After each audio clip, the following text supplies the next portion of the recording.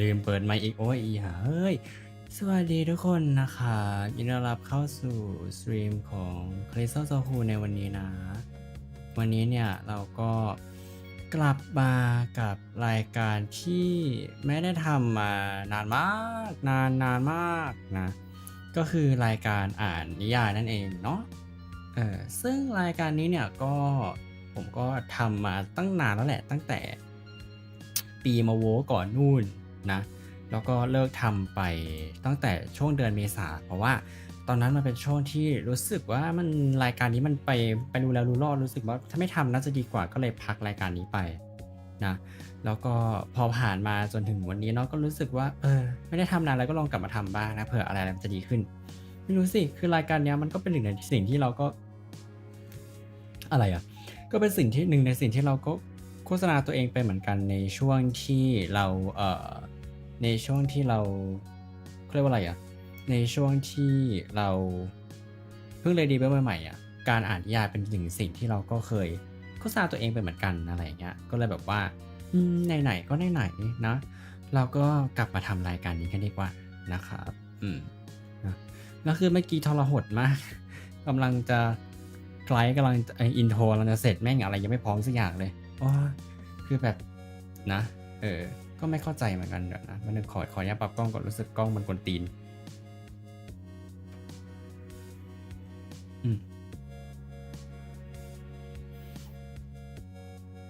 ไม่รู้สิโอเคตอนนี้ปกติละนะเนาะก็คือสเต็ปของรายการนี้ก็คือผมขอถ้าเป็นสเต็ปเดิมของรายการนี้ก็คือผมจะอ่าน1 chapter นะเท้าความก่อนตอนนี้เนี่ยผมยังในซีรีส์ของเราเนี่ยผมยังอ่าน Harry Potter and the Chamber of Secrets หรือว่า Harry Potter ภาค 2นั่นแหละยังอ่านไม่จบนะนั่นแหละทีนี้ตอนแรกก็ตั้งใจว่าไอซีรีส์เนี่ยจะอ่านให้มันครบทุกทั้ง7ทั้ง8เล่มเลยแต่ว่าก็พักไปก่อนเนาะนั่นแหละนะโอเคก็ทวนแพทเทิร์นเดิมก่อนละกันเนาะก็คือผมก็จะอ่าน1 chapter นะแล้วก็อ่านเสร็จผมก็จะสรุปความว่าchapter นั้นเกิดอะไรขึ้นแต่ผมรู้สึกว่าปัจจุบันเนี้ยไอส่วนนั้นมันไร้ประโยชน์แล้วนะเราถือว่าเราแค่มาอ่านให้ฟังเฉยๆอารมณ์เหมือนพากล่อมนอนอะไรก็แล้วแต่เพราะมันอ่านไปอ่านมาง่วงเหมือนกันนะเราถือว่าไม่ได้อะไรมากขนาดนั้นนะเพราะว่าแพทเทิร์นเดิมคือไม่ใช่อะไรผมขี้เกียจสรุปความนะก็เอาแพทเทิร์นแบบว่าที่จำตอนแรกคืออ่านเฉยๆนั่นแหละแล้วก็ในระหว่างการอ่านเนี่ยผมอาจจะไม่ได้อ่านคอมเมนต์ไม่ใช่ไม่ได้อ่านอาจจะผมไม่ได้อ่านคอมเมนต์เลยนะในระหว่างการอ่านเนี่ยผมจะไม่ได้อ่านคอมเมนต์เนื่องจากว่ามันจะขัดต่อสุนทรียภาพในการฟังสำหรับบางคนซึ่งบางทีมันก็เป็นผลดีต่อผมด้วยเพราะว่าบางทีผมก็อาจจะลืมว่ากูอ่านถึงตัวไหนแล้ววะอะไรอย่างนี้แล้วยิ่งสมมติว่าถ้าสมมติเราเป็นคนฟังใช่ไหมเราฟังไปอ่านอย่างนี้แบบสมมติมีคอมเมนต์มาสวัสดีคนนี้ว่าอะไรไงบ้างอะไรอย่างนี้แล้วมันก็จะขัดต่อการอ่านฟังต่อไงเพราะว่ามันขาดช่วงไปอะไรอย่างเงี้ยมันก็ค่อนข้างน่ารำคาญสำหรับบางคนซึ่งผมก็เป็นบางทีเหมือนกันก็เลยแบบว่าโอเคถ้างั้นเดี๋ยวเราก็ยังไงถ้างั้นเดี๋ยวเราก็เอาแพทเทิร์นเดิมตั้งแต่ตอนแรกนั่นแหละว่าเราจะ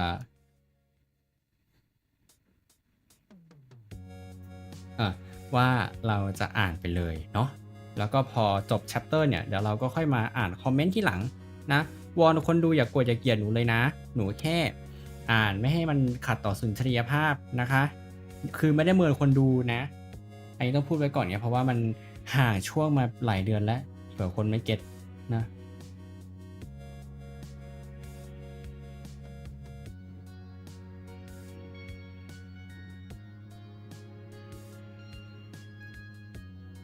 โอเคแป๊บนึงนะ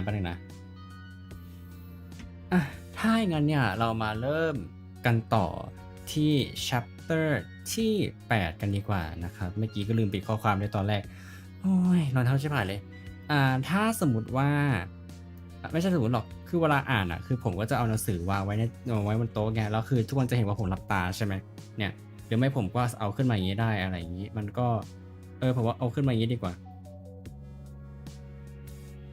โอเคนั่นแหละนะอย่างที่บอกไปว่าระหว่างอ่านเนี่ยผมจะไม่ได้หยุดเพื่ออ่านคอมเมนต์เนื่องจากว่ามันอาจจะทำลายสุนทรียภาพของบางคนที่เขาอันนี้ละกันไม่รู้นะช่างมันเถอะเราอย่าไปเคสอะไรก็ตามนะขอดูก่อน chapter ที่8เนี่ยมีกี่หน้าเอ่ย ขอดูchapter ที่8มี20โอเคก็เป็นความยาวหน้าปกติของ Harry Potter เนาะปกติ Harry Potter มันเขาเรียกว่าอะไรchapter ละ20กว่าหน้าอยู่แล้วนะโอเคก็ไม่เสียเวลาเลยที่ผมเท้าความมาค่อนข้างที่จะนานแล้วก็นานเกินไปด้วยนะโอเคไม่ใช่เลยวันนี้แอบบุญหยิด ขอบ่นแล้วกันมันบุญหยิดทำไมไม่รู้นั่นแหละโอเคเราก็ มาอ่านกันเลยดีกว่านะโอเคลืมบอกไปสำหรับคนที่น่าจะไม่เคยดูซีรีส์นี้เนาะก็ยังไงก็แฮร์รี่พอตเตอร์ที่ผมมีเนี่ยเป็นเวอร์ชันภาษาอังกฤษเนาะไม่ใช่เวอร์ชันภาษาไทยฉะนั้นเนื่องความหมายอะไรอย่างเงี้ยมันก็เอาไปว่าฟังไปแล้วกันนะเพราะอย่างที่บอกว่าผมไม่แปลแล้วเนื่องจากว่าผมขี้เกียจมานั่งสรุปความเพราะว่าบางบทมันก็ยาวบางทีที่ผมสรุปมามันก็หายไปเนาะมันก็เสียเวลาด้วยนะโอเคเราก็ซะทีเถอะนะตอนนี้คือเหมือนดีลามาก แล้วขอบ่นอีกรอบนึงไม่เข้าใจทำไมวันนี้อยู่ดีเสียงแหบงงมากคือก่อนหน้านี้ไม่ได้ให้อ่านเสียงปกติพอจะมาถึงวันอ่านหนังสือปุ๊บเสียงก็แหบเลยเหมือนกวนตีน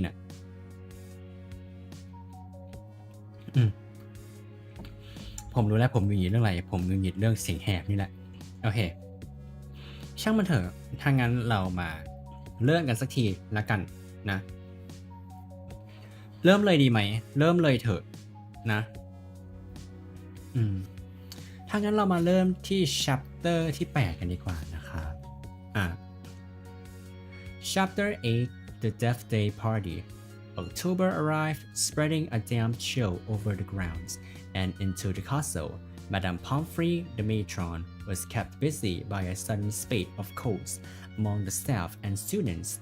Her pepper-up potion worked instantly, though it left the danger smoking at ears for several hours. Afterwards, Ginny Weasley, who had been looking peaky, was bullied into taking some by Percy. The steam pouring from under her vivid hair gave the impression that her whole head was on fire. Raindrops the size of bullets thundered on the castle. Windows for days to an end. The lake rose, the flower beds turned into muddy streams, and Hagrid's pumpkins swelled to the size of garden sheds. Oliver Wood's enthusiasm for regular training sessions, however, was not dampened, which was why Harry was to be found late one stormy Saturday afternoon a few days before Halloween, returning to Gryffindor Tower, drenched to skin and splattered with mud. Even aside from the rain and wind, it hadn't been happy practice session. Fred and George, who has been spying on the Slytherin team, had seen for themselves the speed of those new Nimbus 2001s. They reported that the Slytherin team were no more than 7 greenish blurs shooting through the air like jump jets.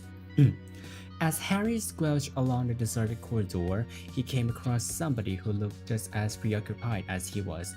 Nearly headless Nick, the ghost of Gryffindor Tower, was staring morosely out of a window, muttering under his breath, "Don't fulfill their requirements, half an inch if that." "Hello, Nick," said Harry. Hello, said nearly headless Nick, starting and looking around. He wore a dashing plummet hat on his long curly hair, and a tunic with a ruff which concealed the fact that his neck was almost completely severed. He was pale as smoke, and Harry could see right through him to the dark sky and torrential rain outside. "You look troubled, young Potter," said Nick, folding a transparent letter as he spoke and tucking it inside his doublet. "So do you," said Harry. Nearly headless Nick waved an elegant hand. "A matter of no importance. It's not as though I really wanted to join, though I apply, but apparently I don't fulfill requirements." In spite of his airy tone, there was a look of great bitterness on his face. "But you would think, wouldn't you?" he erupted suddenly, pulling the letter back out of his pocket, "that getting hit 45 times in the neck with a blunt axe would qualify you to join the Headless Hunt?" "Oh, yes," said Harry, who was obviously supposed to agree. "I mean, nobody wishes more than I do that it had all been quick and clean, and my head had come off properly. I mean, it would have saved me a great deal of pain and ridicule. However," nearly headless Nick shook his letter open and read furiously.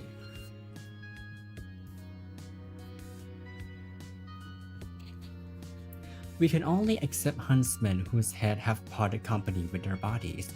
You will appreciate that it would be impossible otherwise for members to participate in hunt activities such as horseback head juggling and head polo. It is with greatest regret, therefore, that I must inform you that you do not fulfill our requirements. With very best wishes, Sir Patrick Delaney Potmore. Fuming, nearly headless Nick stuffed the letter away. Half an inch of skin and snow holding my neck on, Harry. Most people would think that's good and beheaded, but oh no, it's not enough for Sir properly dedicated Potmore. Nearly headless Nick took several deep breaths and said, in a far calmer tone, "So what's bothering you? Anything can do?" "No," said Harry, "not unless you know where we can get 7 free Nimbus 2001s for a match against Slip." The rest of Harry's sentence was drowned by a high-pitched mewing from somewhere near his ankles. He looked down and found himself gazing into a pair of lamp-like yellow eyes. It was Mrs. Norris, the skeletal grey cat who was used by the caretaker, Argus Filch, as a sort of deputy in his endless battle against students. "You better get out of here, Harry," said Nick quickly. "Filch is in a good mood. He's got a flu and some third years accidentally plastered frog brains all over the ceiling in Dungeon 5. He's been cleaning all morning, and if he sees you dripping mud all over the place..." "Right," said Harry, backing away from the accusing stare of Mrs. Norris, but not quickly enough, drawn to the spot by the mysterious power that seemed to connect him with his foul cat. Argus Filch burst suddenly through a tapestry to Harry's right, wheezing and looking wildly about for the rule breaker. There was a thick tartan scarf bound around his head, and his nose was unusually purple. "Filth!" he shouted, his jowls a-quiver, his eyes popping alarmingly as he pointed at the muddy puddle that had dripped from Harry's Quidditch robes. "Mess and muck everywhere. I've had enough of it. I tell you, follow me, Potter." So Harry waved a gloomy goodbye to nearly headless Nick and followed Filch back downstairs, doubling the number of muddy footprints on the floor. Harry had never been inside Filch's office before. It was a place most students avoided. The room was dingy and windowless, lit by a single oil lamp dangling from the low ceiling. A faint smell of fried fish lingered around the place. Wooden filing cabinets stood around the walls. From their labels, Harry could see that they contained details of every pupil Filch has ever punished. Fred and George Weasley had an entire drawer to themselves, a highly polished collection of chains and manacles hung on the walls behind Filch's desk. It was common knowledge that he was always begging Dumbledore to let him suspend students by their ankle from the ceiling. Filch grabbed a quill from a pot on his desk and began shuffling around looking for a parchment. "Dung," he muttered furiously. "Great sizzling dragon, boogies, frog brains, rat intestines. I've had enough of it. Make an example. Where's the form?" "Yes." He retrieved a large roll of parchment from his desk drawer and stretched it out in front of him, dripping his long black quill into the ink pot. "Name, Harry Potter. Crime." "It was only a bit of mud," said Harry. "It's only a bit of mud to you, boy, but to me it's an extra hour scrubbing," shouted Filch, a drip shivering unpleasantly at the end of his bulbous nose. "Crime, befiling the castle," suggested sentence. Dabbing at his streamy nose, Filch squinted unpleasantly at Harry, who waited with bated breath for his sentence to fall. But as Filch lowered his quill, there was a great bang on the ceiling of the office, which made the oil lamp rattle. "Peeves!" Filch roared, flinging down his quill in a transport of rage. "I'll have you this time, I'll have you!" And without a backwards glance at Harry, Filch ran flat-footed from the office, Mrs. Norris streaking alongside him. Peeves was a school poltergeist, a grinning airborne menace who lived to cause havoc and distress. Harry didn't much like Peeves, but couldn't help feeling grateful for his timing. Hopefully, whatever Peeves had done, and it sounded as though he'd wrecked something very big this time, would distract Filch from Harry. Thinking that he should probably wait for Filch to come back, Harry sank into a moth-eaten chair next to the desk. There was only one thing on it apart from his half-completed form, a large glossy purple envelope with silver lettering on the front. With a quick glance at the door to check that Filch wasn't on his way back, Harry picked up the envelope and read. Quick Spell, a correspondence course in beginner's magic. Intrigued, Harry flicked the envelope and pulled out the sheaf of parchment inside. More curly silver writing on the front page said, "Feel out of step in the world of modern magic? Find yourself making excuses not to perform simple spells? Ever been taunted for your woeful groundwork? There's an answer." Quick Spell is an all-new fail-safe, quick result, easy learn course. Hundreds of witches and wizards have benefited from the Quick Spell method. Madame C. Nettles of Top Gem writes, "I had no memory for incantations and my potions were a family joke. Now, after a Quick Spell course, I am the center of attention at parties and friends begged for my recipes of my Skintillion solution." Warlock DJ Prod of Disbury says, "My wife used to sneer at my feeble charms, but 1 month into your fabulous Quick Spell course, I succeeded into turning her into a yak. Thank you, Quick Spell." Fascinated, Harry thumbed through the rest of the envelope's content. Why on earth did Filch want a Quick Spell course? Did this mean he wasn't a proper wizard? Harry was just reading Lesson 1, Holding Your Wand. Some useful tip. When shuffling footsteps outside told him Filch was coming back. Stuffing the parchment back into the envelope, Harry threw it back onto the desk just as the door opened. Filch was looking triumphant. That vanishing cabinet was extremely valuable, he was saying gleefully to Mrs. Norris. "We'll have peeps out this time, Miss Sweet." His eye fell on Harry and darted to the Quick Spell envelope, which Harry realized too late was lying 2 feet away from where it started.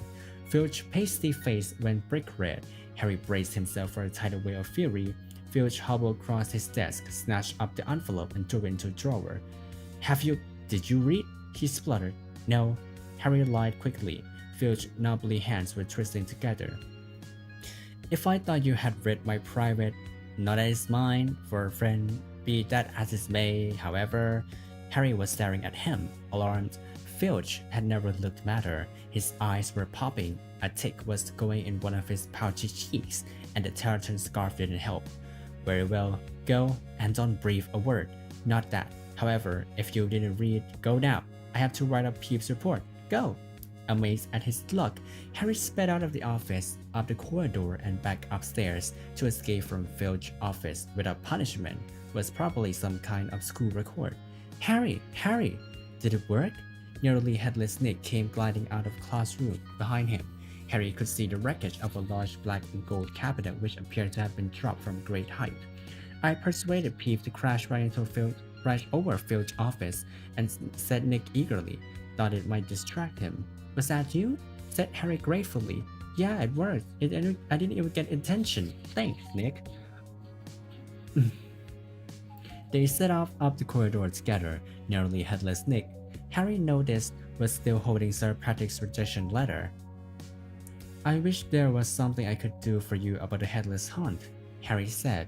Nearly headless Nick stopped in his tracks and Harry walked right through him. He wished he hadn't. It was like stepping through an icy shower. "But there is something you could do for me," said Nick excitedly. "Harry, would I be asking too much? But no, you wouldn't want." "What is it?" said Harry. "Well, this Halloween will be my 500th death day," said Nearly Headless Nick, drawing himself up looking dignified. "Oh," said Harry, not sure whether he should look sorry or happy about this. "Right. I'm holding a party down in one of the roomier dungeons. Friends will be coming from all over the country. It will be such an honor if you would attend. Mr. Weasley and Miss Granger would be most welcome too, of course." "It would be, of course. But I dare say you'd rather go to school feast?" He watched Harry on a tenterhook. "No," said Harry quickly. "I'll come." "My dear boy, Harry Potter, at my death day party." And he hesitated, looking excited. "Do you think you could possibly mention to Sir Patrick how very frightening and impressive you find me?" "Oh, of course," said Harry. Nearly Headless Nick beamed at him.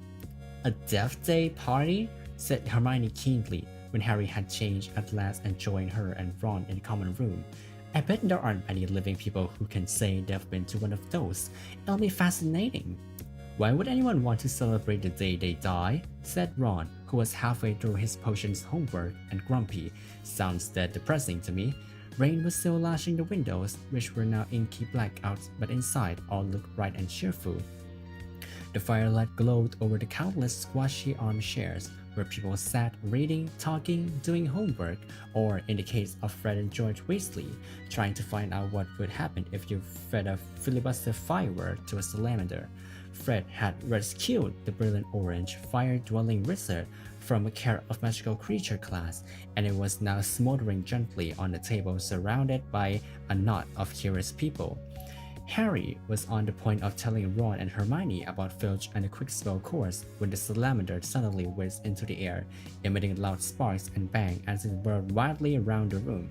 The sight of Percy bellowing himself hoarse at Fred and George, the spectacular display of tangerines start showering from the salamander mouth, and its escape into the fire with accompanying explosion drove both Filch and the Quickspell envelope from Harry's mind. By the time Halloween arrived, Harry was regretting his rash promise to go to Death Day party. The rest of the school were happily anticipating in their Halloween feast. The great hall had been decorated with the usual live bats. Hagrid wax pumpkins had been carved into lanterns large enough for 3 men to sit in there. And there were rumors that Dumbledore had booked a troupe of dancing skeletons for the entertainment. A promise is a promise, Hermione reminded Harry bossily. You said you'd go to the Death Day party. So, at 7 o'clock, Harry, Ron, and Hermione walked straight past the doorway to the packed Great Hall, which was glittering invitingly with gold plates and candles, and then directed their steps instead towards the dungeon.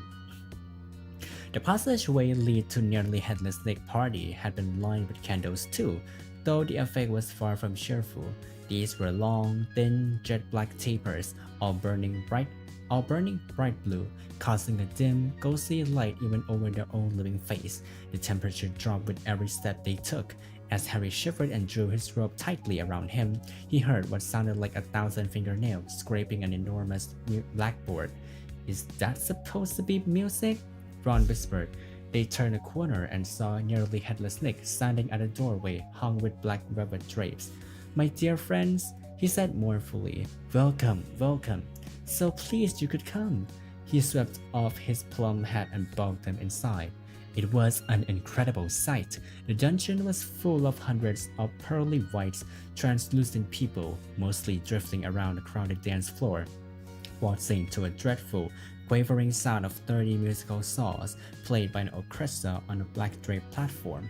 A chandelier overhead blazed midnight blue with 1,000 more black candles.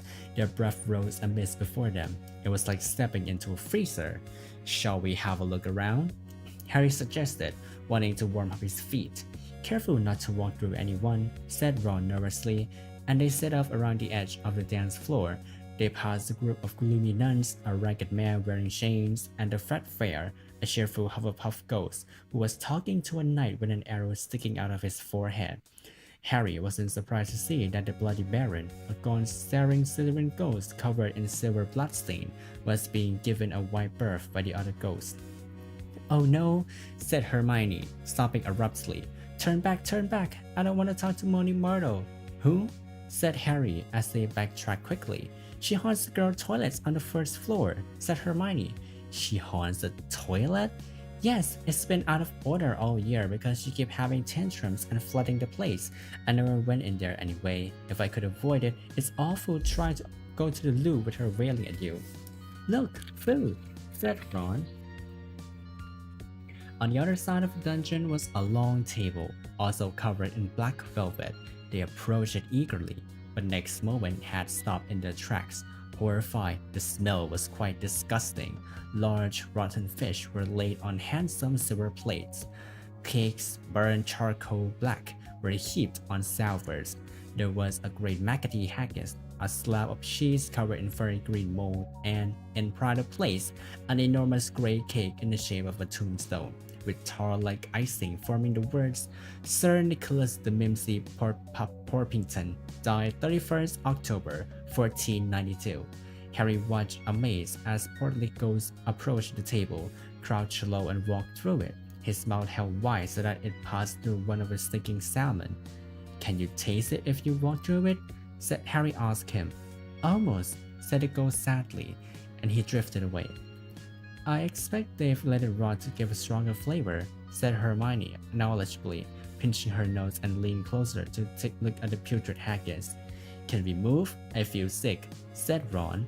They had barely turned around, however, when a little man swooped suddenly from under the table and came to a halt in midair before them. Hello, Peeves, said Harry cautiously. Unlike the ghosts around them, Peeves the poltergeist was the very reverse of pale and transparent. He was wearing a bright orange party hat, a revolving bow tie, and a broad grin on his wide, wicked face. Nibbles? He said sweetly, offering them a bowl of peanuts covering in fungus. No thanks, said Hermione. Have you heard you talking about poor Myrtle? Said Peeves, his eyes dancing. Rude, you was talking about poor Myrtle. He took a deep breath and bellowed. Oi, Myrtle! Oh no, Peeves, don't tell her what I said. She will be really upset. Hermione whispered frantically. I didn't mean it. I don't mind. Hello, Myrtle? The squat ghost of a girl had glided over. She had the glumest face Harry had ever seen, half hidden behind lank hair and thick, pearly spectacles. What? She said sulkily. How are you, Myrtle? Said Hermione in a falsely bright voice. It's nice to see you out of the toilet. Myrtle sniffed. Miss Granger was just talking about you, said Peeves slyly in Myrtle's ear. Just saying how nice you look tonight, said Hermione, glaring at Peeves. Myrtle eyed Hermione suspiciously. You're making fun of me, she said, silver tears welling rapidly in her small see-through eyes.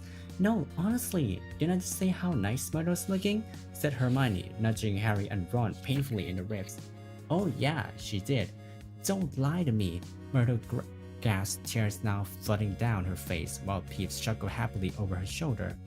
Do you think I don't know what people call me behind my back? Fat Myrtle, ugly Myrtle, miserable, moaning, mopping Myrtle. You missed out Spotty, Peeves hissed in her ears. Moaning Myrtle burst into anguish sob and fled from the dungeon. Peeves shot after her, pelting her with moldy peanuts, yelling, Spotty, Spotty. Oh dear, said Hermione sadly. Nearly headless Nick now drifted toward them through the crowd. Enjoying yourself? Oh yeah. They lied. Not a bad turnout, said nearly headless Nick proudly. The wailing widow came all the way up from Kent. It's nearly time for my speech. I better go and warn the orchestra. The orchestra, however, stopped playing at that very moment. They and everyone else in the dungeon fell silent, looking around in excitement as the hunting horn sounded. Oh, here we go, said nearly headless Nick bitterly.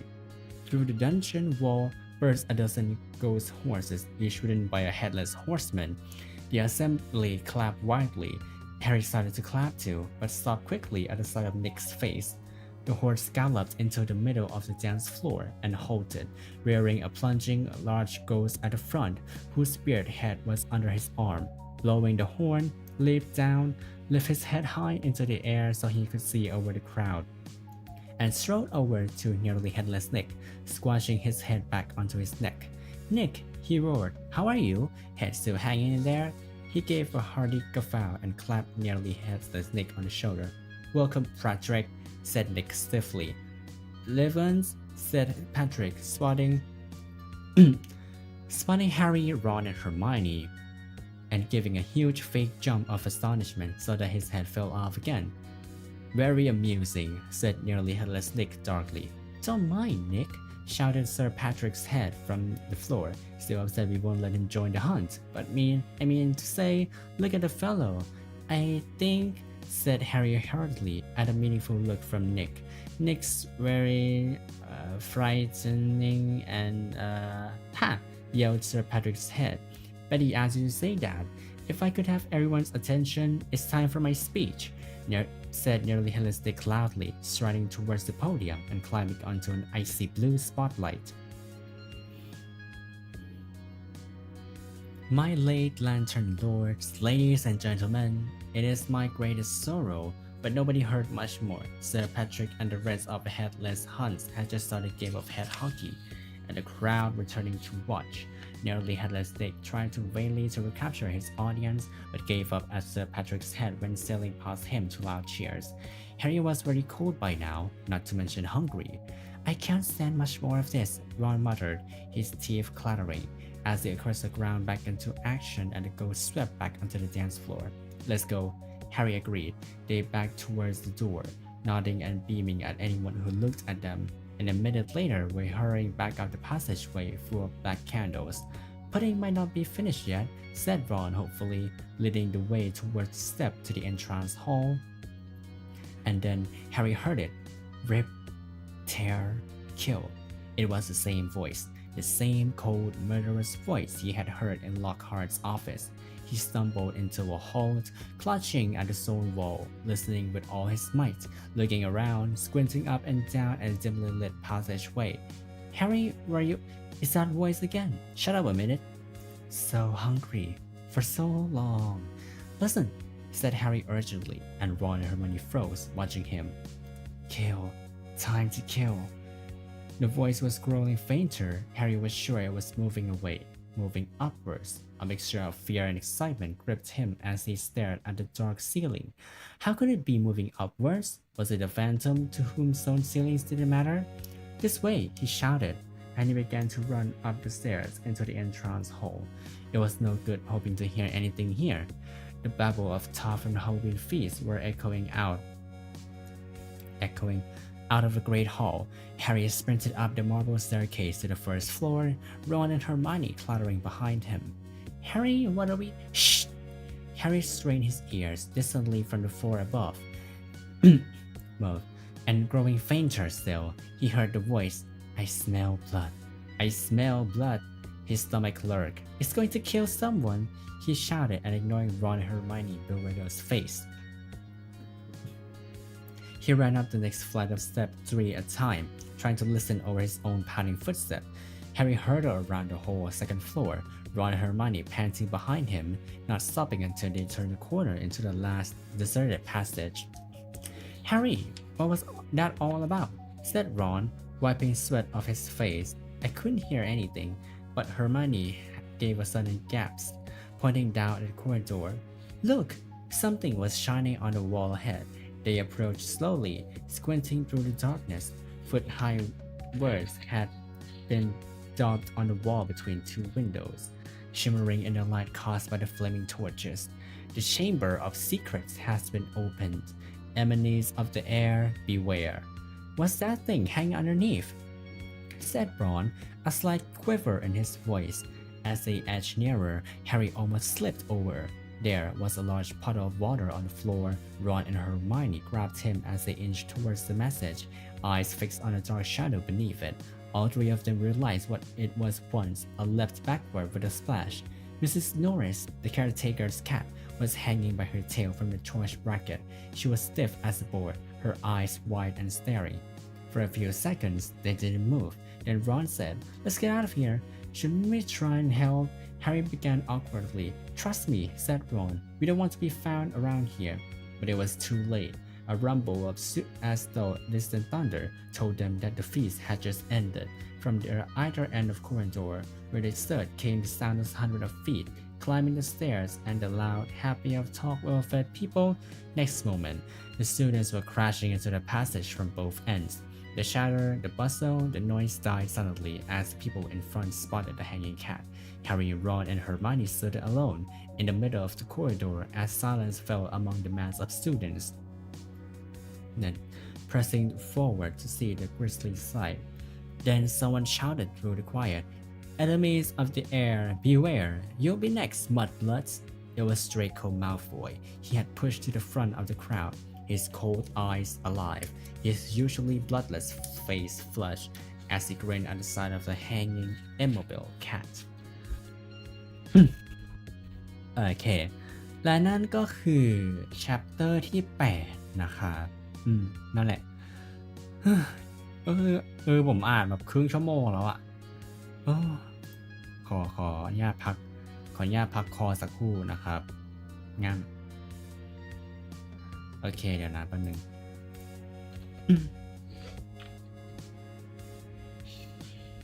อืมโอเค วันนี้ไม่รู้เลยจะอ่านกี่ chapter นะอืม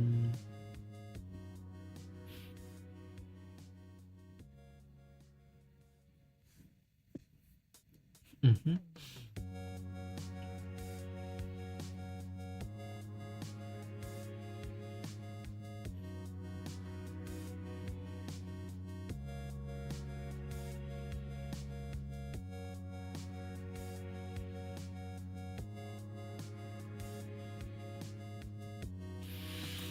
อืมเดี๋ยวสัก50ค่อยมาอ่าน chapter ที่9ต่อแล้วกันเนาะหรือสัก3หรือสัก4 ทุ่มดีรอดูก่อนแล้วกันอืม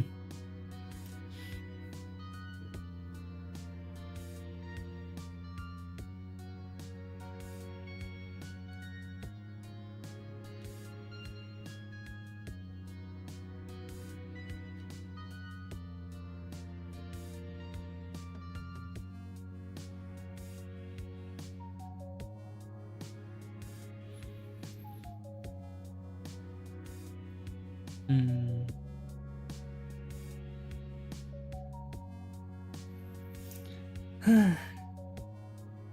อ๋อเลยครับสวัสดีคุณไฮครับยอมรับนะอืม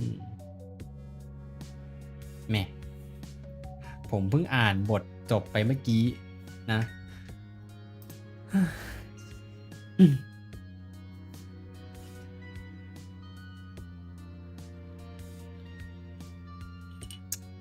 อืม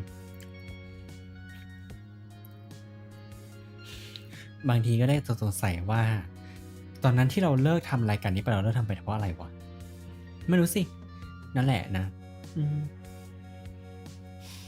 อืม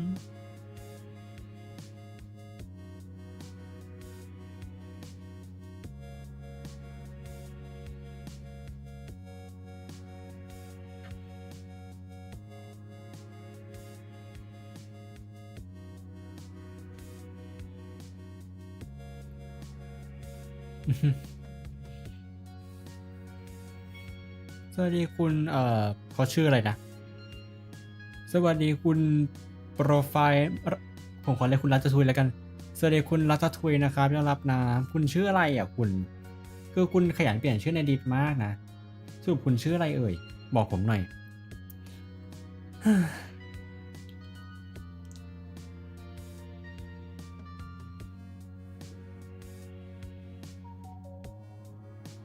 ออ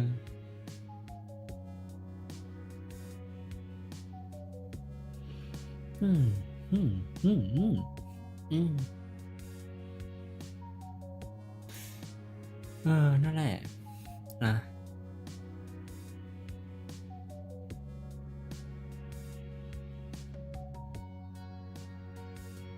คิดชื่อไม่ออกเปลี่ยนเรื่อยๆอืมงั้นผมขอเรียกคุณรัตทุยแล้วกันนะเออ แล้วคิดดูนะ ฉันนั่งอ่านเดี๋ยวมันก็ถึงจุดที่คิดได้เองแหละตอนถึงจุดก่อนจะถึงจุดนั้นผมขอเรียกคุณนัททุยไปแล้วกันนั่นแหละแล้วคิดดูนะ ผมนั่งอ่านแชปเตอร์หนึ่งไปครึ่งชั่วโมงอะแม่งแชทเงียบมากคนดูก็ไม่มีกูอ่านให้ผีดูแล้วงงเรียกแล้วทุยไปก่อนนั่นแหละนะอืมนั่นแหละอืมไม่รู้สิก็ไม่เข้าใจเหมือนกันว่า คือเอาจริงๆอ่ะตอนนี้ผมสังเกตนะผมพูดในเชิงวิเคราะห์แล้วกันถ้าสมมติว่าไลฟ์หนึ่งอ่ะมันจะมีคนดูเยอะหรือน้อยอ่ะขึ้นอยู่กับการคอมเมนต์ยิ่งคนดูคอมเมนต์เยอะเปอร์เซ็นต์ที่คนจะเข้ามาดูเยอะมันจะเยอะขึ้นด้วยเหมือนกับว่าพอยิ่งคอมเมนต์อ่ะมันจะดันขึ้นฟีดชาวบ้านเยอะขึ้นไงแล้วคนก็จะเข้ามาดูเยอะขึ้นที่ผมสังเกตมาตลอดนะหลังจากที่ผมไลฟ์มาจะครบปีแล้วอ่ะนะมันเป็นอย่างนี้ตลอดแหละแล้วพอครึ่งชั่วโมงแรกที่คนดูไม่มีเลยอ่ะแม่ง เงียบมากคนดูไม่มีเป็นคอมเมนต์ไม่มีคนดูก็ไม่มีคืออ่านหนังสือให้ผีดูอะเอาง่ายๆอะนั่นแหละหรือเพราะว่าบทที่เราอ่านเกี่ยวกับผีวะมันเลยมีแต่ผีมาดูเราไม่รู้สิก็งงเหมือนกันว่าทำไมวะนั่นแหละผมจะกินข้าวอะไรดีอะหน่อยเออหาอะไรกินหรือถ้าไม่รู้จะกินอะไรก็ไม่ต้องกินนะอืมแ สวัสดีคุณชีสเค้กครับคุณชีสเค้กอาบน้ำหรือยังถามก่อนเลยอาบน้ำหรือยัง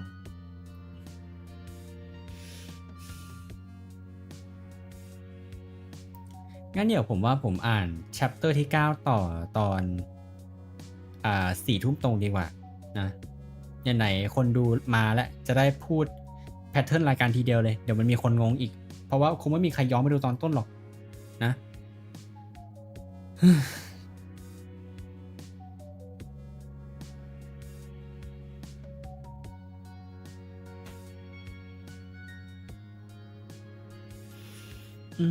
นั่นแหละนะเอาจริงๆก็ไม่รู้สิคือรายการเนี้ยก็ไม่รู้เหมือนกันว่าถ้าสมมติว่าช่วงที่ผ่านมาอย่าง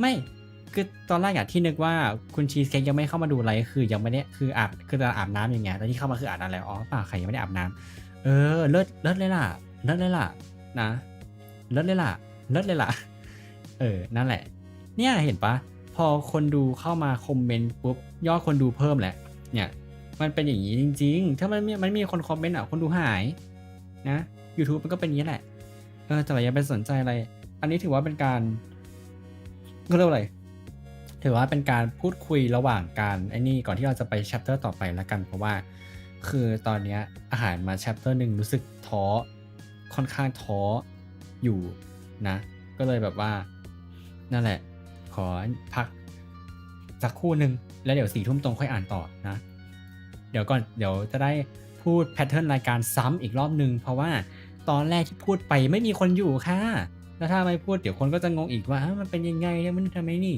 ไหนๆก็พูดแล้วพูดเลยละกันวันนี้อาจจะดูเหมือนวีนแต่ไม่ได้วีนวันนี้แค่อารมณ์ไม่ค่อยดีแต่ไม่ได้วีนนะแพทเทิร์นรายการก็จะเป็นอย่างนี้นะผมก็จะอ่าน1 chapter เนี่ยคือหนังสือภาษาอังกฤษนะโดเนทขั้นต่ำ10 บาทมี8 บาทลดครับแต่ว่าถ้าเป็นพร้อมเพย์มันขั้นต่ำ20 บาทไม่ใช่หรอวะช่างแม่งนั่นแหละใครไม่มีเงินก็ไม่เป็นไรนะอย่างที่ผมบอกเสมอว่าแค่คนดูผมก็มีความสุขแล้วนะแต่ถ้าคนดูมีตังค์เดือนเนี่ยผมก็จะมีความสุขยิ่งกว่านะกลับมาเป็นรายการนิยายเนี่ยเป็นภาษาอังกฤษผมจะอ่าน1 chapter ซึ่ง1 chapter นี่มีประมาณ20 หน้าใช้เวลาอ่านประมาณเฉลี่ยประมาณ chapter ละครึ่งชั่วโมงซึ่งในระหว่างเนี่ยผมจะไม่อ่านคอมเมนต์เนื่องจากว่ามันจะขาดต่อสุนทรียภาพในการฟังคิดดูถ้าผมอ่านไปแล้วอยู่ดีหยุดเพื่อตอบคอมเมนต์มันจะขาดต่อการฟังบางทีผมลืมที่ผมอ่านถึงไหนมันจะไม่ต่อเนื่องสำหรับคนที่อยากฟังจริงๆซึ่งมีหรือเปล่าไม่รู้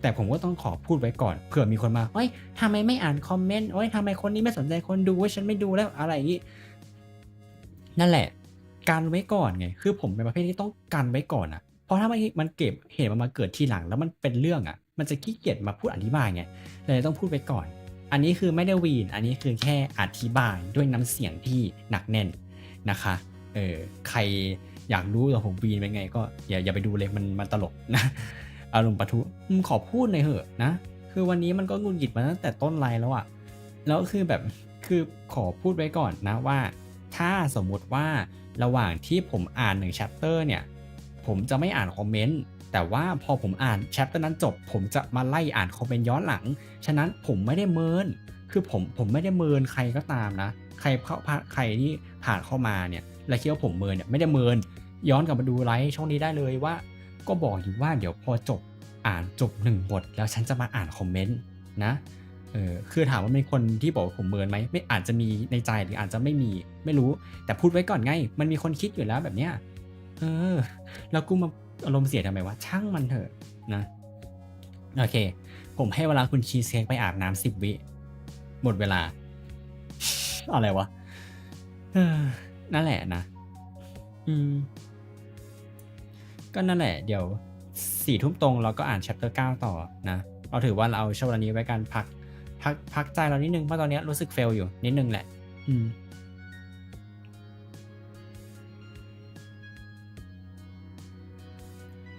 คือพื้นฐานรายการเนี้ยเมื่อก่อนอะตอนแรกกับผมก็อ่านแบบอ่านปกตินั่นแหละอ่านปกติแล้วก็อ่านนิยายแล้วก็อ่านคอมเมนต์แล้วก็อ่านนิยายก็อ่านคอมเมนต์วนไปทีนี้พอช่วงนึงของรายการผมก็เปลี่ยนไปอ่านแล้วก็สรุปความเนื้อเรื่องว่าเกิดอะไรขึ้นแต่ผมรู้สึกว่าการทำงั้นอะเสียเวลาแล้วบางทีผมแปลไม่รู้เรื่องด้วยบางทีคนดูงงยิ่งกว่าเดิมอีก ผมเลยรู้สึกว่าผมไม่แปลละงั้นอ่านเหมือนเดิมนี่แหละรู้สึกว่ามันน่าเบื่อนะเพราะรายการเนี้ยไม่ได้เป็นการวิเคราะห์นิยายไอเนี่ยเขาเรียกว่าอะไรเพราะว่าไม่ใช่ดิเขาเรียกว่าอะไรเพราะว่ารายการเนี้ยไม่ใช่รายการวิเคราะห์นิยายแปลนิยายคือรายการอ่านนิยายฉะนั้นเราแค่อ่านซึ่งความหมายคือนิยายเป็นภาษาอังกฤษไงคนจะไม่เก็ตก็ไม่รู้สิเราถือว่ามันก็เหมือนเราอ่านนิทานให้คนดูฟังอะไรอย่างเงี้ยใครจะฟังอยากจะฟังออกไม่ออกก็แล้วแต่เราถือว่าเราแค่อ่านเฉยๆนะขอพูดหน่อยละกันคุณโตไม่มีเขาสักวันจะวันไม่ตุยนะครับไม่ใช่หรอกคืออะไรคือคุณชีสเค้กเป็นคนดูคนหนึ่งที่ใช้คำว่านี้กันคุณชีสเค้กเนี่ยเป็นคนดูที่ในช่วงเนี้ยช่วงปัจจุบันอ่ะชอบแบบว่าคอมเมนต์บ่อยที่สุดแล้วในช่องคอมเมนต์ผมอ่ะคือคนอื่นอ่ะอาจจะแบบว่าไอ้นี่แต่คือคุณชีสเป็นคนที่คอมเมนต์บ่อยจริงแบบว่าและอย่างที่ผมบอกว่าการคอมเมนต์เยอะๆอ่ะมันจะช่วยให้ช่องมันจะช่วยให้คนดูเข้ามาเยอะเพิ่มขึ้นได้เพราะว่า YouTube มันจะดันฉะนั้นเนี่ยการคนดูแบบที่ว่าชอบคอมเมนต์แบบคุณชีสแบบเป็นคนดูที่แบบว่าทำให้ผมมีความสุขมากฉะนั้นเวลาคุณชีสไม่อยู่เนี่ยผมเลยเศร้าไงคุณเนี่ยอย่างที่ผมบอกไปชัตเตอร์ที่ผ่านมาเนี่ยผมนั่งอ่านครึ่งชั่วโมงอ่ะคนดูไม่มีสักคนคือถามว่ามันมีเข้ามาดูไลฟ์ไหมนี่แต่ว่ามันไม่มีคนคอมเมนต์ไงพอไม่มีคนคอมเมนต์กลายเป็นว่าอ้าวคนดูก็ยิ่งหายนั่นแหละผมถึงแบบว่าอยากเหลือเกินให้คนดูคอมเมนต์อะไรบ้างนะอะไรอย่างเงี้ยเพราะว่าผมสังเกตจริงๆเวลาคนดูคอมเมนต์เยอะๆยอดคนดูมันจะเพิ่มขึ้นสูงโอกาสที่มันจะเพิ่มขึ้นอ่ะมันเยอะนั่นแหละอย่างน้อยถึงไม่ใช่คนที่เขามาเมนเพิ่มก็เป็นตัวเลขที่มันขึ้นอยู่ตลอดนั่นแหละนะสรุปคือวีนไหมก็อาจจะวีนนิดนึงแหละแต่ก็ขอพูดหน่อยละกันคือวันนี้มันหงุดหงิดอ่ะนี่แต่อะไรก็ไม่รู้นะหงุดหงิดที่หายเลยนั่นแหละนะ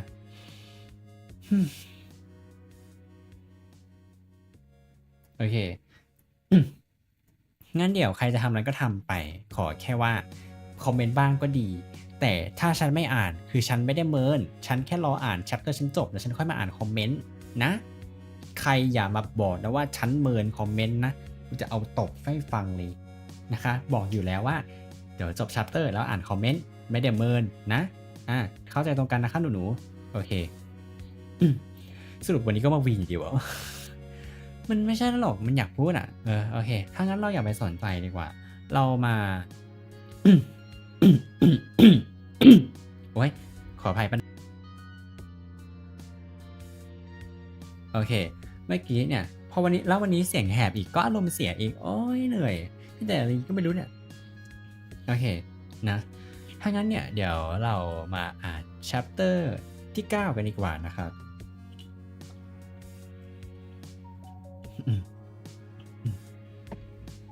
โอเค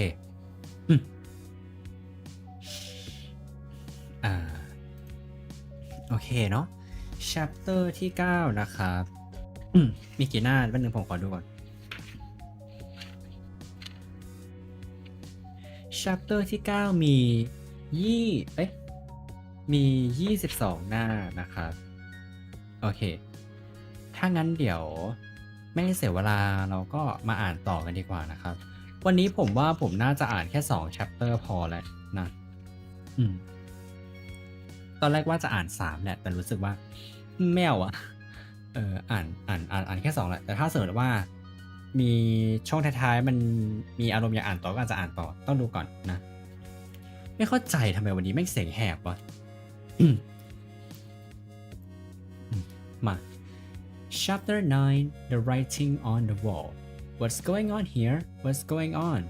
Attracted no doubt by Malfoy's shout, Argus Filch came shouldering his way through the crowd. Then he saw Mrs. Norris and fell back, clutching his face in horror. My cat! My cat!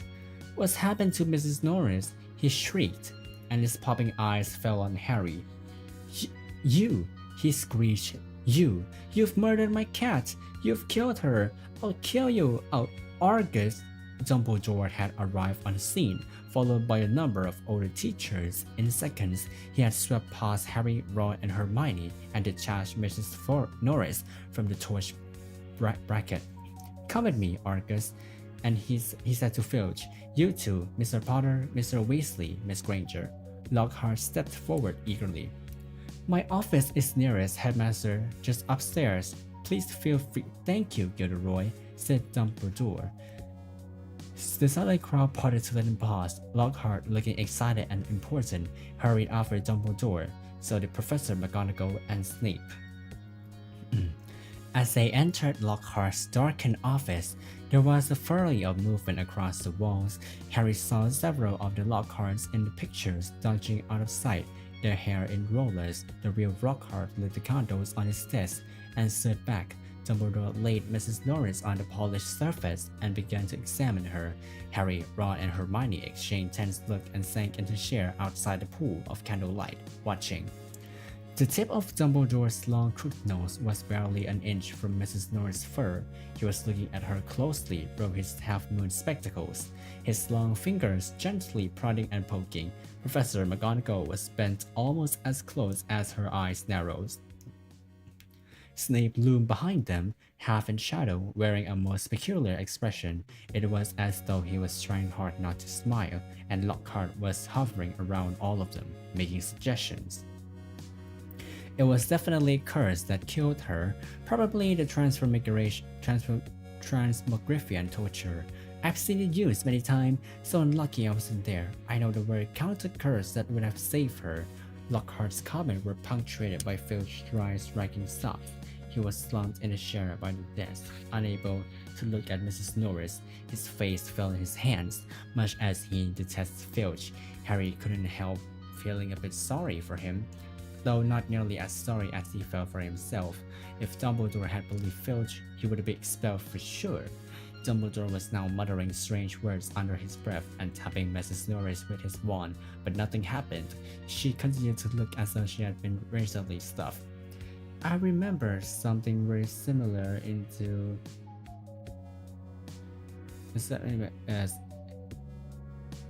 I remember something very similar happening in Vakadu,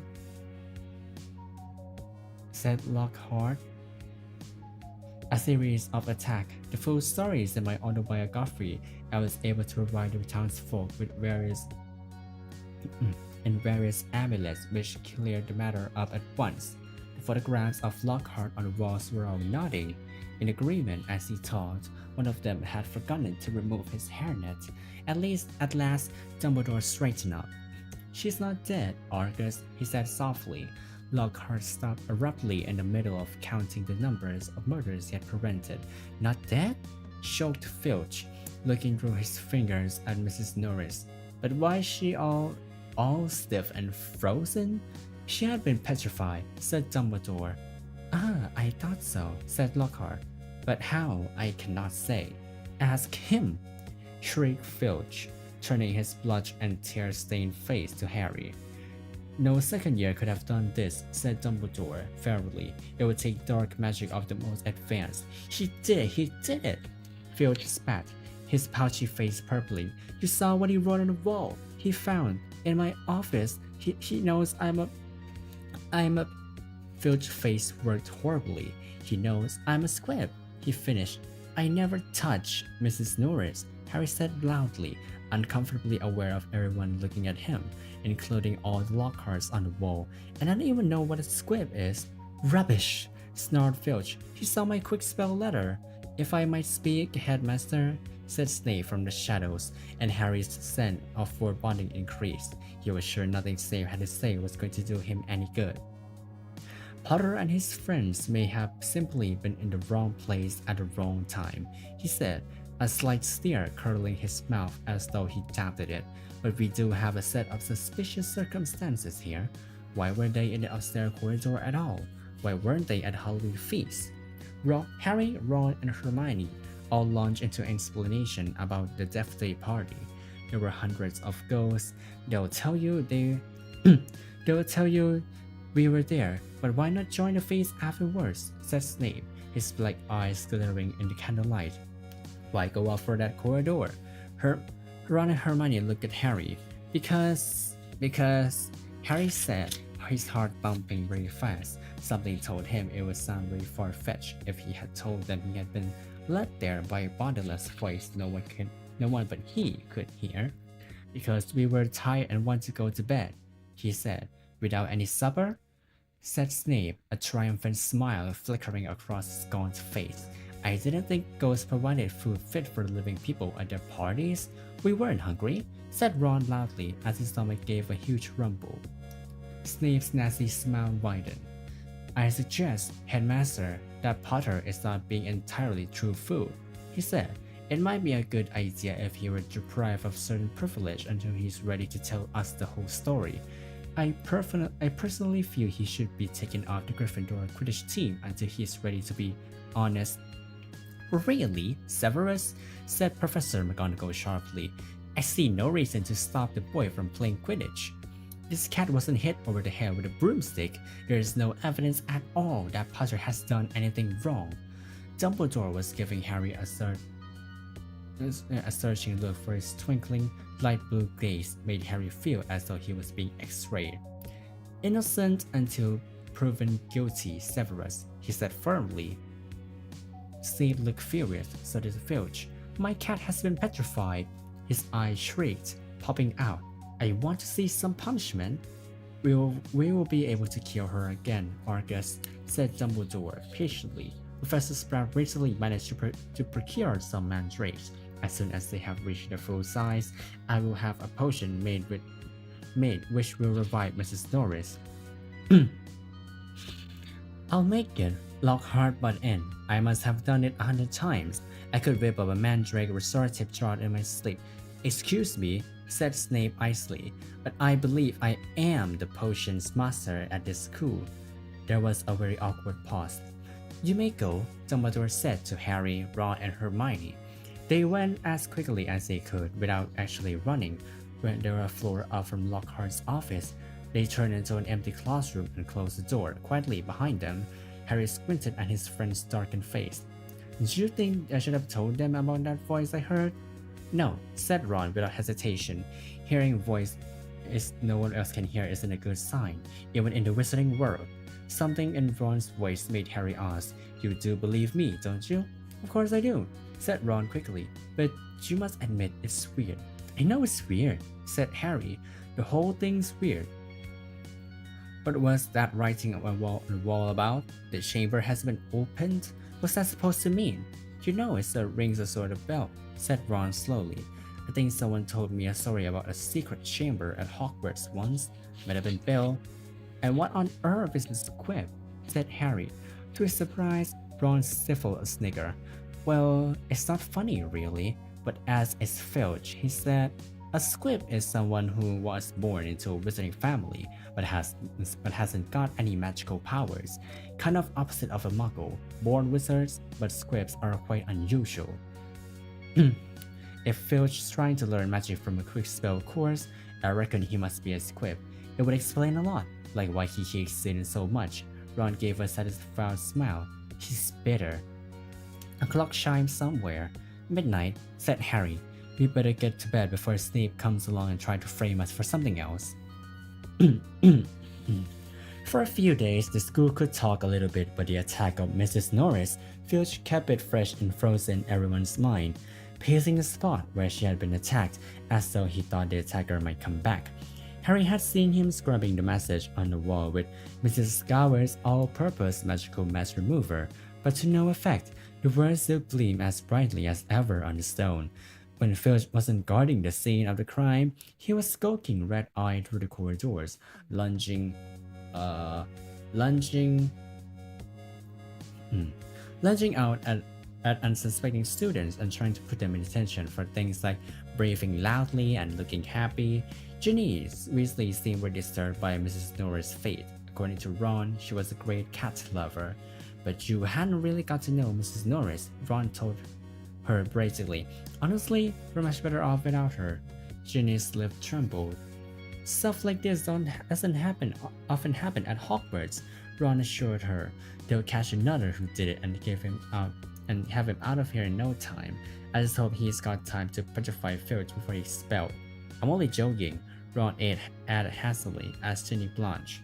The attacker had also had an effect on Hermione. It was quite usual for Hermione to spend a lot of time reading, but she was now doing almost nothing else.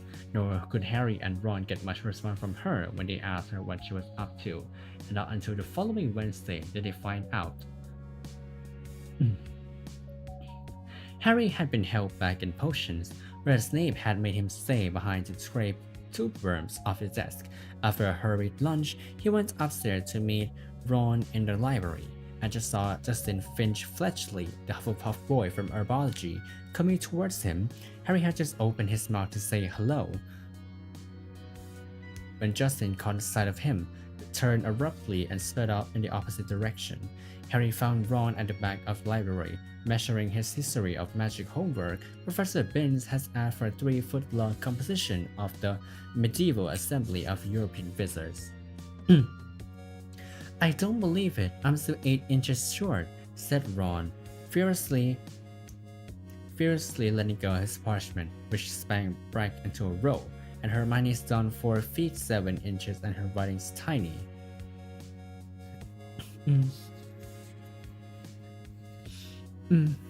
Where is she? Asked Harry, grabbing the tape measure and unrolling his own homework. Somewhere over there, said Ron, pointing along the shelves, looking for another book. I think she's trying to read the whole library before Christmas. Harry told Ron about Justin Finch-Fletchley running away from him. To know why you care? I thought he was a bit of an idiot, said Ron, scribbling away, making his writing as large as possible. All that rubbish about Lockhart being so great. Hermione emerged from between the bookshelves. She looked irritable, and at last seemed ready to talk to them. All the copies of Hogwarts: A History have been taken out, she said, sitting down next to Harry and Ron, and there's a 2-week waiting list. I wish I hadn't left my copy at home, but I couldn't fit it in my trunk without Lockhart books. Why you want it? Said Harry. The same reason everyone else wants it, said Hermione, to read up on the legend of the Chamber of Secrets. Was that? Said Harry quickly. That's just it. I can't remember, said Hermione, biting her lip. And I can't find the story anywhere else. Hermione, let me read your composition, said Ron desperately, shaking his watch. No, I won't, said Hermione, suddenly severe. You've had 10 days to finish it. I only need another 2 inches. Go on. The bell rang. Ron and Hermione led the way to History of Magic, bickering. History of Magic was the dullest subject on their timetable. Professor Binns, who taught it, was their only ghost teacher, and the most exciting thing that ever happened in his classes was his entering the room through the blackboard, ancient and trivial. Many people said he hadn't noticed he was dead. He had simply got up to teach one day and left his body behind him in an armchair in front of the staff room fire. His routine had not varied in the slightest sense. Today was boring as ever. Professor Binns opened the notes and began to read in a flat drone like an old vacuum cleaner until nearly everyone in class was in deep stupor, occasionally coming around long enough to copy down a name or date, then falling asleep again. He had been speaking for half an hour when something happened that had never happened before. Hermione put up her hand. Professor Binns, glancing up in the middle of the deadly dull, lecture on the International Warlock Convention of 1289, looking amazed. Miss, Granger, Professor, I was wondering if you could tell us anything about the Chamber of Secrets, said Hermione in a clear voice. Dean Thomas, who had been sitting with his mouth hanging open, gazing out the window, jerked out of his trance. Lavender Brown's head came up of her arms and Neville's elbows slipped off his desk. Professor Binns blinked. My subject is History of Magic, he said in his dry, wheezy voice. I deal with facts, Miss Granger, not myths and legends. He cleared his throat with a small noise, like shawl snapping, and continued. In September of that year, a subcommittee of Sardinian sorcerers. He started into a hold. Hermione's hand was waving in the air at Grant. Miss Grant? Please, sir, don't legends always have a basis in fact? Professor Binns was looking at her in such amazement. Harry was sure no student had ever interrupted him before, alive or dead. Well, said Professor Binns slowly, yes, one could argue that, I suppose. He peered at Hermione as though he had never seen a student properly before. However, the legend of which you speak is such a very sensational. even ludicrous tale. But the whole class was now hanging on Professor Binns' every word. He looked dimly at them all, every face turned to his. Harry could tell he was completely thrown by such an unusual show of interest. Oh, very well, he said slowly. Let me see the Chamber of Secrets. You all know, of course, Hogwarts was founded over 1,000 years ago. The precise date is uncertain, by the four greatest witches and wizards of the age. The four schoolhouses are named after them: Godric Gryffindor, Helga Hufflepuff, Rowena Ravenclaw, and Salazar Slytherin. They built this castle together, far from prying Muggle eyes, for it was an age when magic was feared by common people, and the witches and wizards suffered much persecution. He paused, gazed wearily around the room, and continued. For a few years, the founder worked in harmony together, seeking out the youngster who showed signs of magic and bringing them to the castle to be educated. But then disagreements sprang up between them. A rift began to grow between Slytherin and the others. Slytherin wished to be more selective about the students admitted to Hogwarts. He believed that magical learning should be kept within all magic families. He disliked taking students of Muggle parentage, believing them to be untrustworthy. After a while, there was a serious argument on the subject between Slytherin and Gryffindor, and Slytherin left the school. Professor Binns paused again, pursing his lips, looking like a wrinkled old tortoise. Reliable historical sources tell us this much, he said, but these honest facts have been obscured by the fanciful legend of the Chamber of Secrets. The story goes that Slytherin had built a hidden chamber in secrets of which the other founders knew nothing.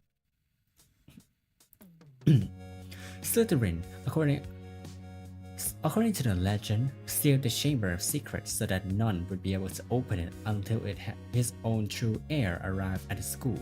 The heir alone would be able to unseal the Chamber of Secrets, unleash the horror within, and use it to purge the school of all who were unworthy to study magic. There was silence as he finished telling the story, but it wasn't the usual sleepy silence that filled Professor Binns' class. There was unease in the air as everyone continued to watch him, hoping for more. Professor Binns looked faintly annoyed. The whole thing is an arrogant nonsense. Of course, he said naturally, the school has been searched for evidence of such chamber many times, but by the most learned witches and wizards, it does not exist, a tale told to frighten the gullible. Hermione's hand was back in the air again. Sir, what exactly do you mean by the horror within the chamber? That is believed to be some sort of monster, which the heir of Slytherin alone can control, said Professor Binns in his dry, reedy voice. The class exchanged nervous looks. I tell you, the thing does not exist, said Professor Binns, shuffling his nose. There is no chamber and no monster. But sir, said Seamus Finnegan, if the chamber can only be opened by Slytherin's true heir, no one else would be able to find it, would they? Nonsense, oh flattery, said Professor Binns in an aggravated tone. If a long succession of Hogwarts headmasters and headmistresses haven't found the thing. But Professor, piped up Parvati Patil, you'd probably have to use dark magic to open it.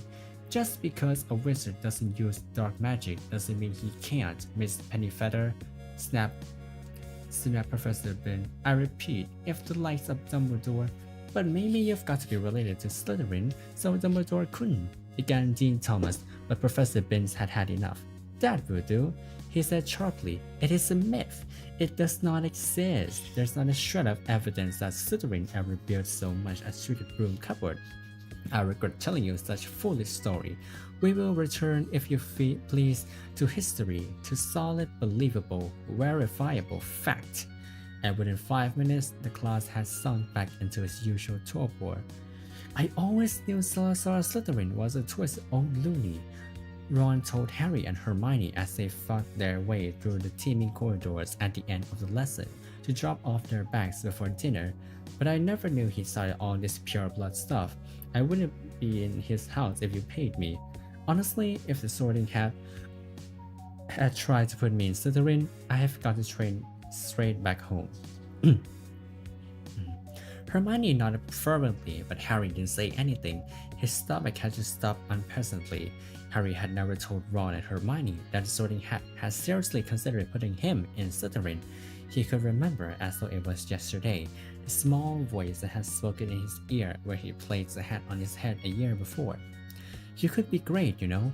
It's all in your head, and Slytherin would help you on the way to greatness. No doubt about that.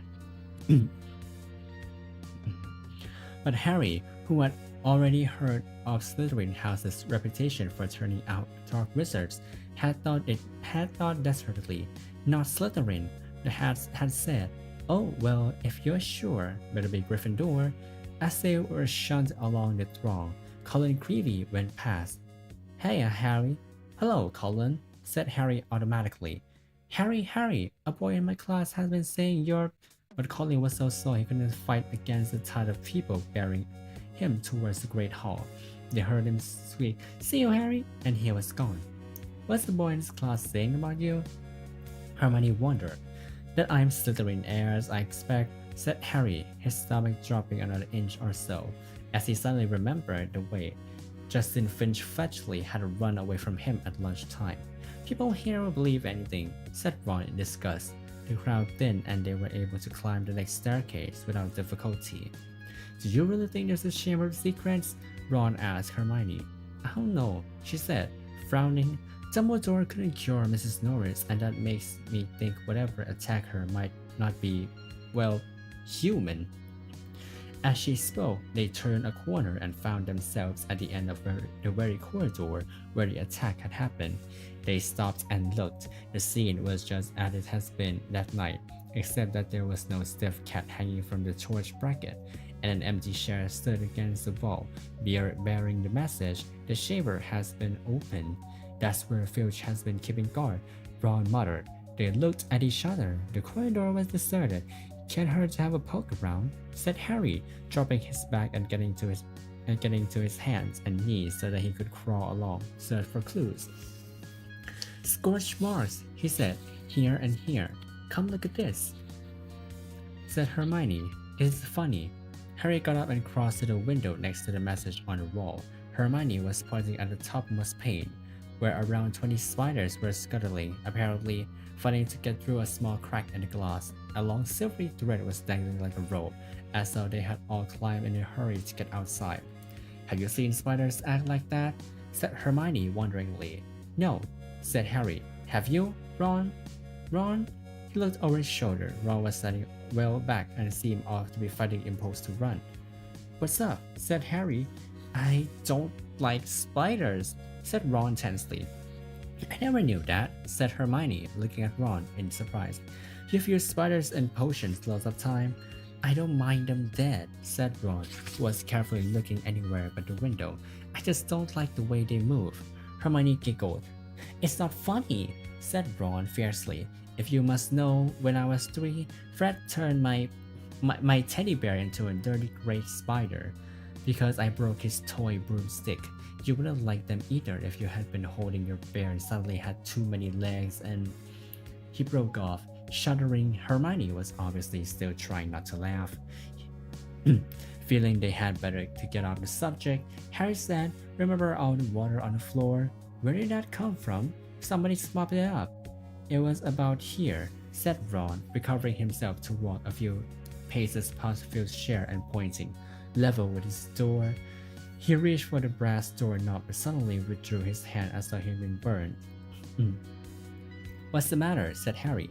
"Can't go in there," said Ron gruffly. "That's the girls' toilet." "Oh, Ron, there won't be anyone in there," said Hermione, standing up and coming over. "That's Moaning Myrtle Place. Come on, let's have a look." And ignoring the large out-of-order sign, she opened the door.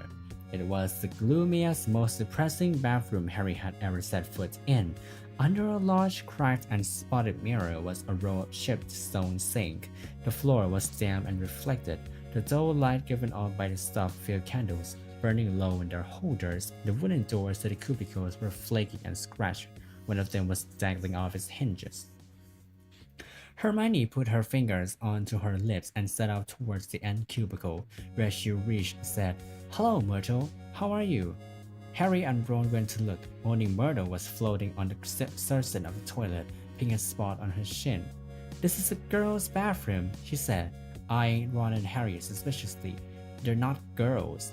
No, Hermione agreed. I just wanted to show how nice it is in here. She waved vaguely at the dirty old mirror on the damn floor.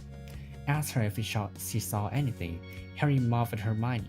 What are you whispering? said Myrtle, staring at him. Nothing, said Harry quickly. We wanted to ask. I wish people would stop talking behind my back, said Myrtle in a voice choked with tears. I do have feelings, you know, even if I am dead. Myrtle, no one wants to upset you, said Hermione. Harry only. No one wants to upset me. That's a good one, howled Myrtle. My life was nothing but misery and displays, and now people come along ruining my death. We want to ask you questions if you have seen anything funny lately, said Hermione quickly, because a cat was attacked right outside your front door on Halloween. You see anyone near here that night? I wasn't paying attention, said Myrtle dramatically. Peeps upset me so much I came here and tried to kill myself. And of course, I remember that I'm already dead, said Ron helpfully. Myrtle gave a tragic sob, rose up in the air and turned over, and dived headfirst into the toilet, splashing water all over them and vanishing from the sight. From the direction of her muffled sobs, she had come to rest somewhere in the U-bend.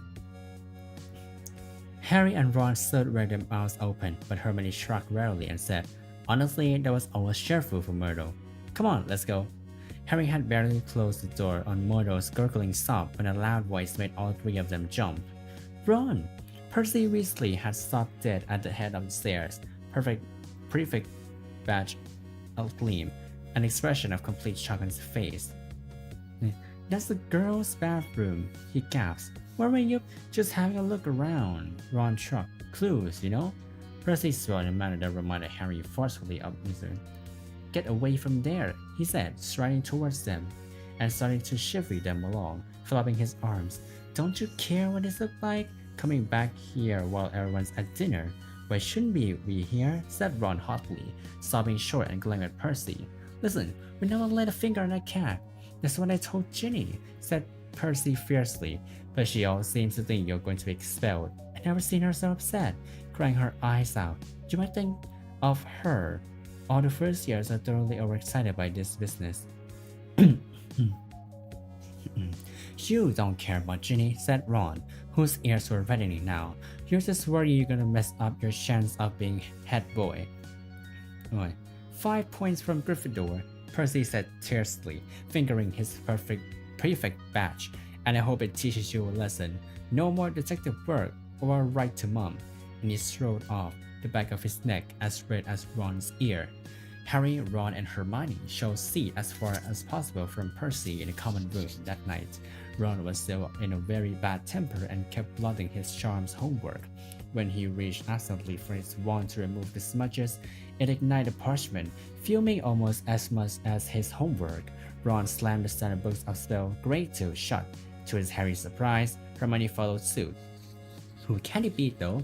She said in a quiet voice, as though continuing a conversation they just had been having. Who'd want all the squibs and muggle-borns out of Hogwarts? Let's think, said Ron in mock puzzlement. Who do we know who think muggle-borns are scum? He looked at Hermione. Hermione looked back, unconvinced. If you're talking about Malfoy, of course I am, said Ron. You heard him. You'll be next, mudbloods. Come on, you've only got to look at his foul rat face to know it's him.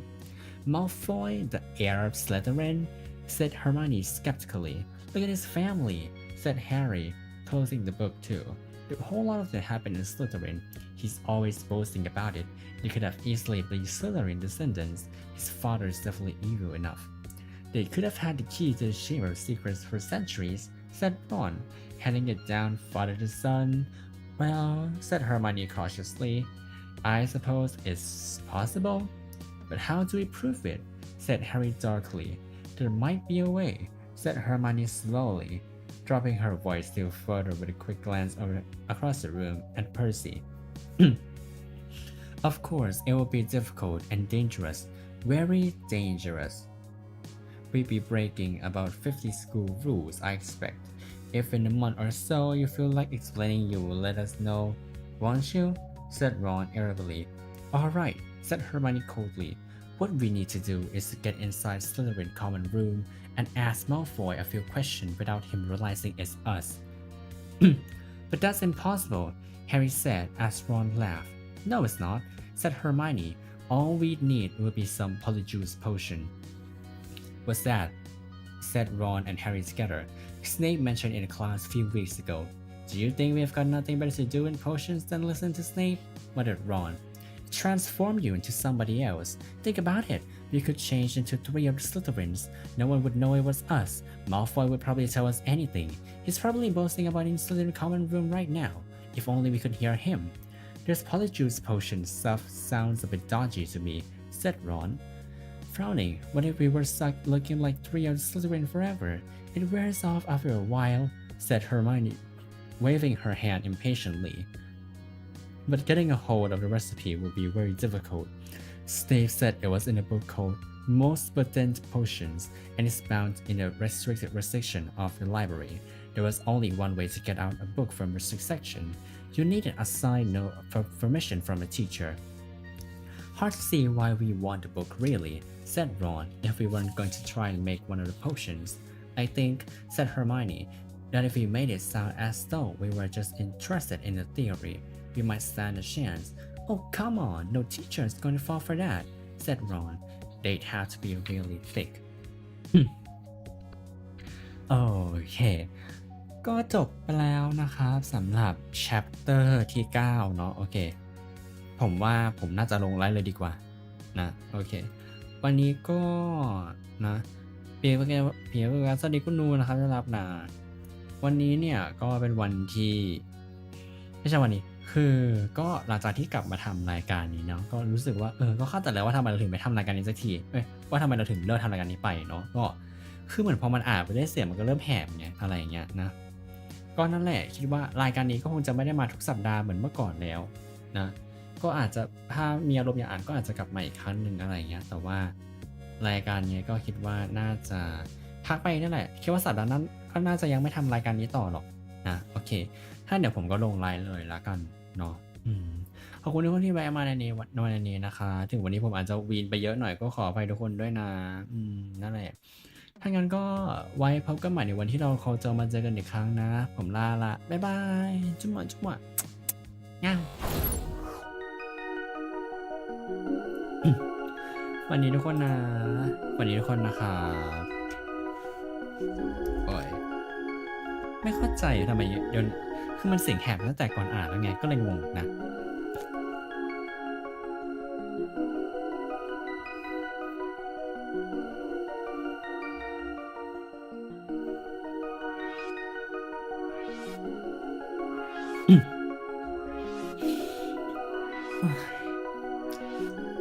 จุ๊บวันนี้ทุกคนจ้ะ